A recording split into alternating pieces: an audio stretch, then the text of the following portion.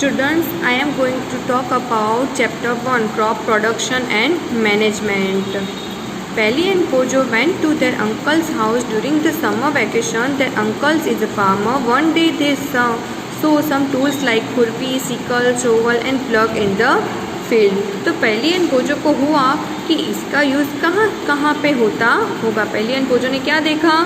Sickle, shovel and plug and खुरपी in the field के अंदर ये सब कुछ देखा.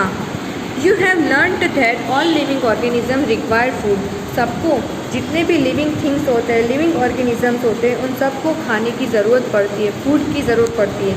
एंड प्लांट्स ही ऐसा थिंग है, plants can make their food themselves. Plant अपना फूड खुद से ही बनाता है.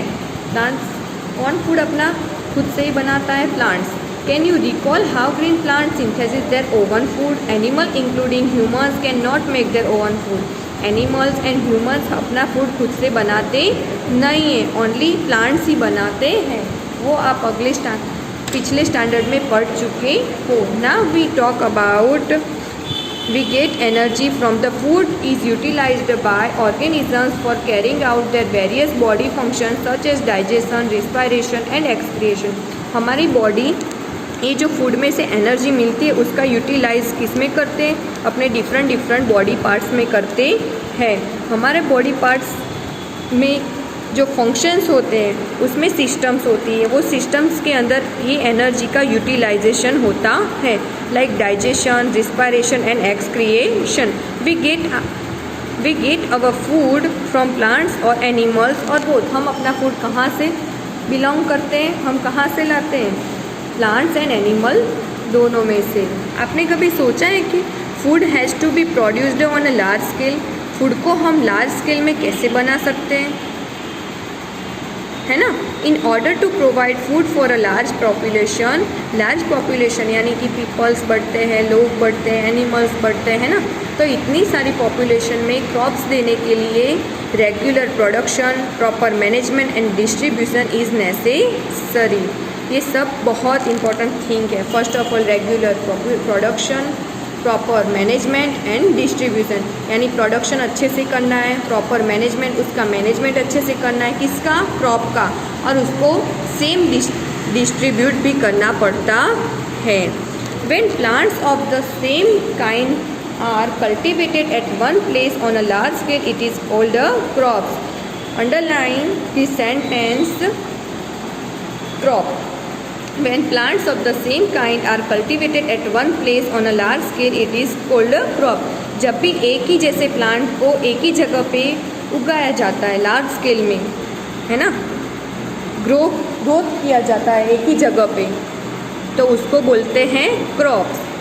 Like for the example, crop of wheats means that all the plants grown in a field are that of wheat. Wheat के plants हैं, ठीक है. तो एक लार्ज स्केल में, लार्ज सॉइल के अंदर उसको हम क्रॉप करेंगे तो क्या होगा?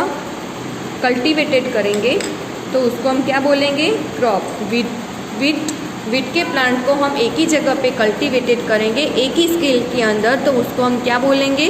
Crop. Underline this sentence, it is a definition students and learn it. For example, crop of wheat means that all the plants grow in a field are that of wheat. अगर उसका example देना है तो wheat के crops का आप दे सकते हो. You already know that crops are of different type like cereals, vegetables and fruits. Crop different types के होते हैं, सीरियल्स होते हैं, वेजिटेबल्स होते हैं एंड फ्रूट्स भी होते हैं. This can be classified on the basis of the season in which they grow. किस सीज़न में ये क्रॉप्स उगती है, किस सीज़न में हम उसको कल्टिवेटेड करते हैं, इसके अकॉर्डिंगली उसको हमने क्लासिफाइड किया गया है. India is a vast country. India कैसी कंट्री है? Vast country. The climate conditions like temperature, humidity and rainfall vary from one region to another. दूसरे रीजन्स के अकॉर्डिंग हमारे यहाँ, हमारी कंट्री के अंदर temperature, humidity and rainfall different होता है. तो हमने इंडिया की क्रॉप्स को डिफरेंट टाइप और डिफरेंट सीजन के अकॉर्डिंग क्लासिफाइड किया हुआ है. Let we talk classification of kharif crops. The crops which are sown in the rainy seasons are called kharif crops. Bracket this sentence, Student, it is a definition of Kharif crops. The crops which are sown in the rainy seasons are called Kharif crops. The rainy season in India is generally from June to September. इसका timing periods कौन सा है? June to सितंबर का. Paddy, maize, soybean, groundnuts and cotton are kharif crops. Kharif crops किसको बोलते हैं? The example of kharif crops is paddy, maize, soybean, groundnuts and cottons are kharif crops.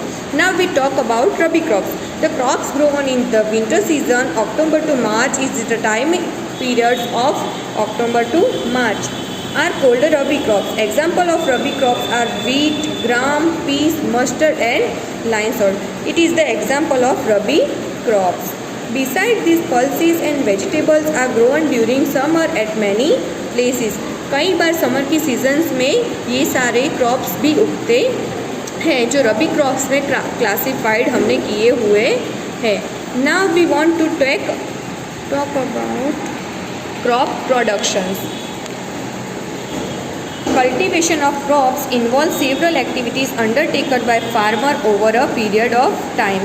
Cultivation of crops, crops का management है ना, crops का distributions, ये सब things crop का कल्टीवेशन, मेनली क्रॉप का कल्टीवेशन. इसके अंदर सेवरल एक्टिविटीज़ डिनोटेड की गई हैं. We show that preparation of soil, sowing, adding manures and fertilization, irrigations, protecting from weeds, harvesting and storage. It is the listed below. If student you want to try this activity, तो आप small एक plant उगा के आप ये activities को कर सकते हो. Now first of all we talk about preparation of soil. Soil की प्रिपरेशन कैसे करते हैं? सॉइल यानी ज़मीन की हम प्रिपरेशन कैसे कर सकते हैं? The preparation of soil is the first step before growing a crop. Crop उगाने से पहले प्रिपरेशन, सॉइल का प्रिपरेशन करना होता है, वही हमारा फर्स्ट स्टेप है. उसकी वजह से हमारे प्लांट्स के अंदर न्यूट्रिएंट्स आते हैं. अगर ज़मीन अच्छी होगी तो प्लांट्स भी अच्छे होंगे, प्लांट्स अच्छे होंगे तो क्रॉप अच्छी होगी, है ना students. One of the most important task in agriculture is to turn the soil and loosen it. Preparation soil के अंदर क्या होता है? सॉइल को टर्न करना होता है और उसको लूज करना होता है. This allows the roots to penetrate deep into the soil. इसकी वजह से क्या होगा? प्लांट्स के जो रूट्स होंगे वो सॉइल के डीपली तक जाएंगे. The loosen soil allows the roots to breathe. Loosen soil loose होगी तो प्लांट्स के रूट्स को ब्रीथिंग मिलेगी. क्या मिलेगी? ब्रीथिंग मिलेगी. प्लांट्स के रूट्स सांस ले पाएंगे. इसीलिए even way they go deep into the soil, वो बहुत डीप तक जाएंगे तो भी वो सांस ले पाएंगे, ब्रीथिंग कर पाएंगे. ब्रीथिंग कर पाएंगे तो उनका ग्रोथ होगा. Anyone think about it? Why does the loosing of soil allows the root to breathe easily? आपने कभी सोचा है कि लूजिंग सॉइल के अंदर प्लांट्स के रूट कैसे इजीली ब्रीथ कर पाते हैं? Let's see. The loosen soil helps in the growing of earthworms and microbes present in the soil. Loosen soil क्या करती है? Underline this sentence. Loosen soil क्या करती हैं? अर्थवर्म्स एंड माइक्रोब्स को क्या करती हैं?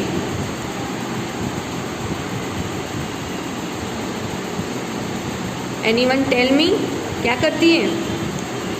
ग्रोथ करती है. अर्थवर्म्स एंड माइक्रोब्स का ग्रोथ करती है, जिसकी वजह से अर्थवर्म्स और माइक्रोब्स हमारे क्रॉप प्रोडक्शन के लिए हेल्पफुल होते हैं, प्लांट्स के रूट्स के लिए हेल्पफुल होते हैं. अर्थवर्म देमसेल्व्स, खुद से ही वो जब भी सॉइल के अंदर घूमता रहता है तो सॉइल ऑटोमेटिकली लूज होती रहती है. उसकी वजह से प्लांट्स के रूट सांस ले पाते हैं. This organisms are friends of the farmer. So earthworms and microbes को फार्मर्स के क्या बोले जाते हैं? फ्रेंड्स बोले जाते हैं. Since they further turn and loosen the soil and add humus to it. But why the soil needs to be turn and loosen? But soil को टर्न एंड लूज करना क्यों ज़रूरी होता है? You have learn in the previous class. आपने पहले के standard में देखा होगा कि ये क्यों ज़रूरी होता है. That the soil contains mineral. Soil को भी क्या चाहिए? जैसे हमें मिनरल्स एंड न्यूट्रिएंट्स चाहिए होता है, विटामिन चाहिए होते हैं, वैसे सॉइल्स को भी मिनरल्स चाहिए होते हैं.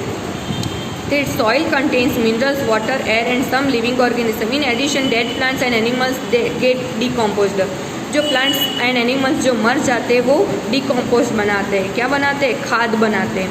By soil organism, soil organisms के थ्रू, जैसे कि अर्थवर्म है और माइक्रोब्स है. जब वो डेड हो जाते हैं तो वो क्या बनाते हैं?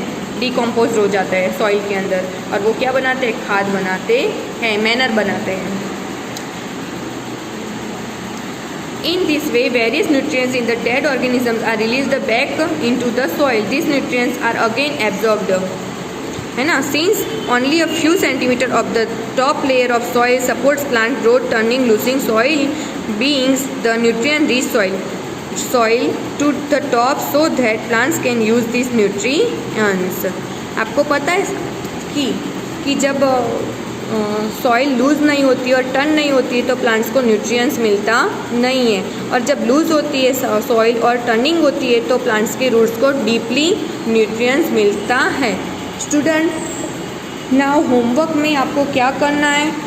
खरीफ क्रॉप लिखना है, रबी क्रॉप लिखना है, एंड जो मैंने डेफिनेशन अंडरलाइन करवाई वो नोटबुक्स के अंदर लिखना है.